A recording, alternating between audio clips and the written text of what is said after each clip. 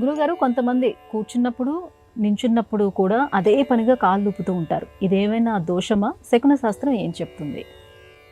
శాస్త్రం ఇది వ్యాధి అంటుంది.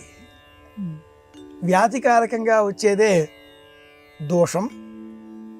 ఆ దోషానికి కారణం శాస్త్రంగా మనం చెప్పినప్పుడు శకున శాస్త్రంలో ఒక ప్రత్యేక అంశం అవుతుంది. కాళ్ళు ఊపడం ఒక దోషం. మనలో ఉండేటటువంటి అభద్రత, ఇన్సెక్యూర్ ఫీలింగ్ అంటూ ఉంటాం. ఆ కారకంగా అదే పనిగా అదేదో బట్టలు కుట్టే మిషన్ అలా తొక్కుతూ నడిపిస్తూ ఉన్నట్లుగా కొందరు కాళ్ళని అదే పనిగా కదుపుతూ ఉంటారు. చాంచల్యమైన మనస్సుకు ఇది సూచన. శారీరకపరమైన రుగ్మతకు ఇది మరి ఒక ప్రతీక. ఎడమ దేహాన్ని కుడి దేహం, కుడి దేహాన్ని ఎడమ దేహం నియంత్రిస్తుంది అని ఆధునిక విజ్ఞాన శాస్త్రం కూడా నిరూపించింది.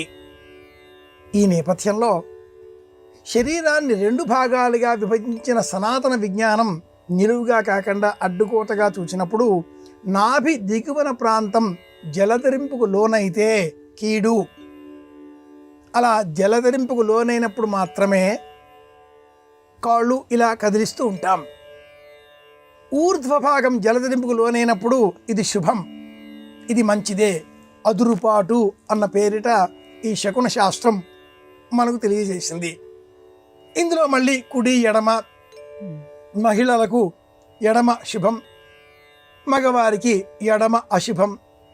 ఇరువురికి సంబంధించి నాభికి దిగువన ఉండే భాగం అదురుపాటుకు లోనవుతే అది అశుభం. ఈ కాళ్ళు ఇలా కదిలించేటటువంటి దోషం ఇలా వ్యాధికారకంగా శాస్త్రం చెబుతుంది. కాలిపైన మరి ఒక కాలు ఇలా పైన వేసుకొని కూడా దక్షిణామూర్తి వలె, సాయినాథ గురువు వలె కూర్చోకూడదు. ఇది కూడా శాస్త్రం ఒక దోషంగా తెలియజేసింది. మహాభారతంలో కృష్ణ పరమాత్ముడు ఈ దేహాన్ని విడిచిపెట్టేటటువంటి సమయంలో ఒక చెట్టు కింద కూర్చొని కాలిపైన కాలు వేసుకొని ఆ కాలు కదుపుతూ ఉన్నాడు.